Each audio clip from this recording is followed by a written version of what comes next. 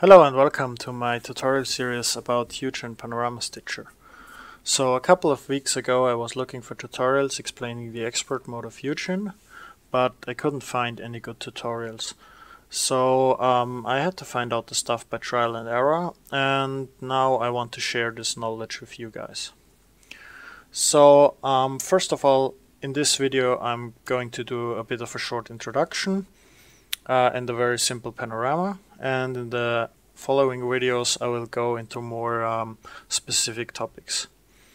So the first part of the video will talk about why we want panorama images in the first place. Then we talk about what the videos will deal with, and then I will shortly explain what Hugin is. In the end I will talk a bit about taking photos for panorama images, and finally we will stitch a simple panorama in this video. So I'm gonna put the timestamps down in the description below so you can skip to the part you're actually interested in. So let's dive into it. So why do we want to make panorama photos in the first place? So one typical use case is to create landscape photos like this. So you stitch multiple images, you get a nice landscape panorama. Or like this one, the snow.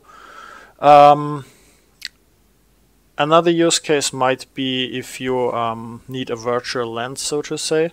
So if your lens doesn't have the wide angle required to take, for example, an image of a building, and you're restricted in space in a city because you cannot go further back or something, you can actually take multiple images and stitch them to a panorama, and using the right projection you can basically extend the focal length of your lens, so you can basically fake a wide angle lens and take images which otherwise would not be possible.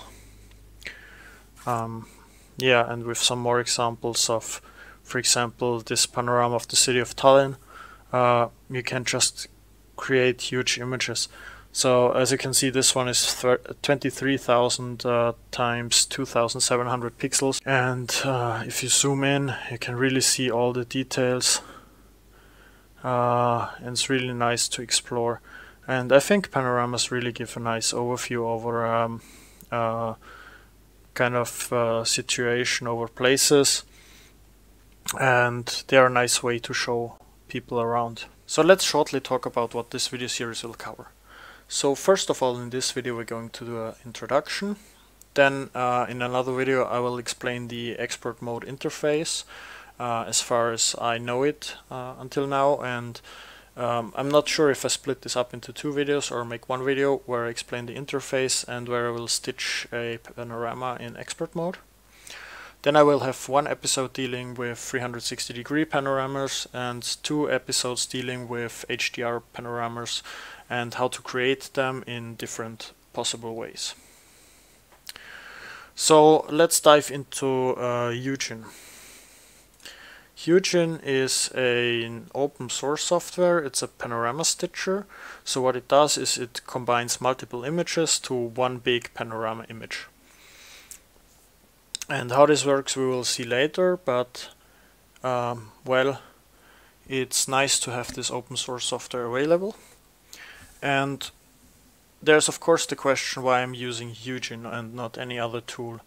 And so the one reason for me is that it's free and open source. So I rather prefer having open source software instead of locking myself in to a certain vendor where I have to pay for a product, and I cannot be sure if I can still modify, edit or work on the files in, I don't know, 5 to 10 years, or if the vendor goes bankrupt or decides to shut down the service or anything. Of course it's nice that it's free, and I don't have any license payments. So for example, with some software you have to pay a monthly fee, and as a hobbyist this is not really nice because well, it depends on the free time I have, how much I will work on it, and so there might be months where I won't touch the software at all, and there might be months where I do a lot with it. And so having the regular payment plan per month I would pay for something I wouldn't use at all, and so I don't really like that. And regarding other free software, I generally made the experience that Hugin is the most capable of the free panorama stitchers.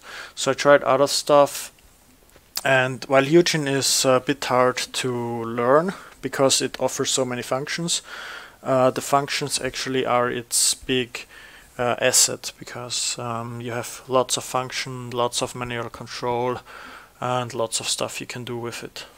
So yeah, it's a really nice program, and you can download it at hugin.sourceforge.net. Now, another topic to consider when taking panorama images is the raw images. So there are several videos explaining what to do in order to take better images for panoramas, but let's just talk about how I'm doing it. So some videos might tell you that you need a tripod or something. I must admit I rarely use a tripod ever for taking panoramas. Usually I do it handheld, and the reason for that is that when traveling it's really not that easy to carry around a big tripod. It takes you time to set up, it takes space, and in some places it might even be forbidden. So for example, in St. Peter's Cathedral in the Vatican City, you're not allowed to put up a tripod. So security will be there quickly if you try to put up a tripod there. And generally the results when shooting handheld are not that bad if you have a basic idea what to watch out for. Yeah. And another reason why I'm not using a tripod is, for example, this panorama. It's been taken on a moving ship, so if the ship moves, there's really no point in using a tripod. So yeah, this I think it adds a level of complication without the real benefit. So yeah, that's my opinion on that topic. Of course, you should watch out for taking photos, basically for the nodal point of your lens, and there are other videos out there which explain the topic in detail, so you can watch those videos and take the best bits which work for you. So I usually take photos in RAW and in JPEG, and the reason for that is that you can, after the fact, adapt the lighting and everything, and I think it just works good. And it's going to get more important for the HDR images, because that's a lot easier when using raw images. Also, a thing you have to watch out when taking photos is fences, like here in the front, because they usually have parallax effects, which means that either the background is good to stitch or the foreground. And the reason why it works in this panorama is because the whole left section, basically this here, is a single image. So there is nothing to stitch here. And so this is why it works. But generally you have to take care about fences in the foreground, so this might mess up your panorama. So I would say let's not waste any more time and drop into quickly stitching a simple panorama. For that, I'm going to set the interface to simple here in Hugin, and basically, yeah, you can load the images here. Let's have a look. I've prepared something here.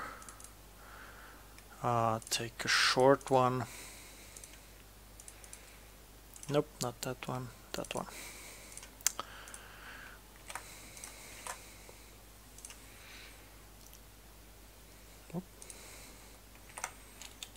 Take that. Okay, so here you can see we select here the photos, which are all our JPEG photos.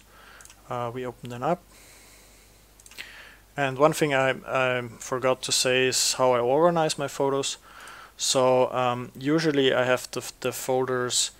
Let's open this one up, for example.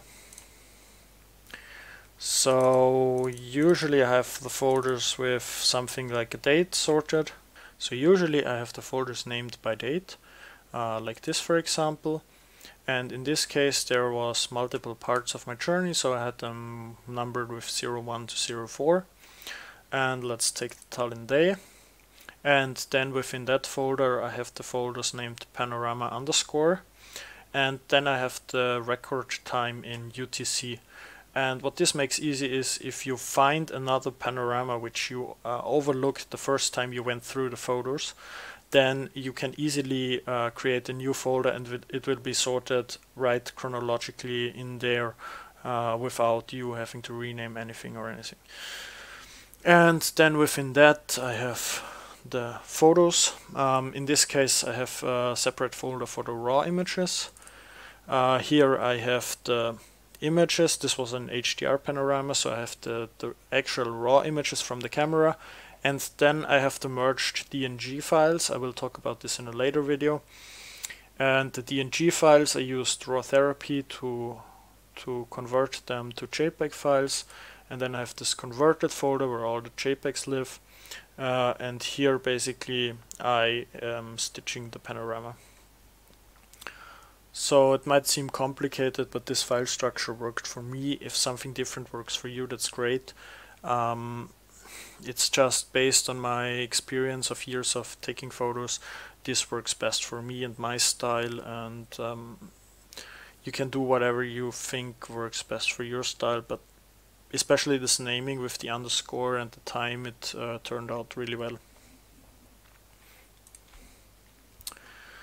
So now we have clicked load images, we have loaded our JPEG images, clicked open. Okay, I messed it up here. Okay, let's start with a simple example of how to create a panorama. So I've set the interface here to simple. I think this is what you get when you first install the Hugin, and it's pretty basic. You go through the steps 1, 2, 3. So first let's load the images. So you select the folder and then you open the images. Then you see they're loaded but not aligned, so you can choose the panoramic projection. So usually use either rectilinear or cylindrical. Cylindrical is if you have a really wide panorama. So I think for this one let's use rectilinear, and then you press align.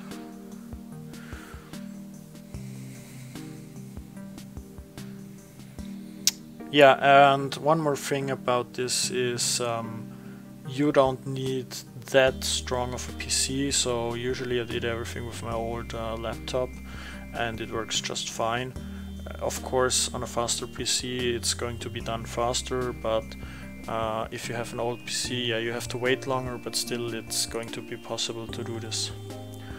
So usually what I then do after we have the images aligned, so you can see now the images are aligned, and the way Hugin does this is using control points. So it tries to find visually similar points and tries to find them on the different images and then tries to align them. And you can see some of them are red, so those are not fitting that well, and the green ones are fitting good. So for an easy panorama, this, I think it works good. So what I usually do is in Move Drag tab I hit Center, Fit and Straighten, and then in the Crop tab I will press Auto Crop, and I think that's okay. So you will see the preview, and this is approximately what your panorama will look like. And once you're done, you can just click Create Panorama, and you select those.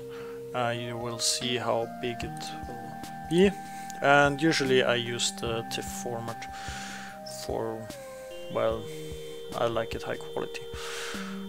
So let's press OK. We need to save the project. Before doing that, the folder is the right one. Let's save it. And I usually stick with the suggested names because, well, it's easier that way. And now what's done is the images are basically blended. So let's have a look.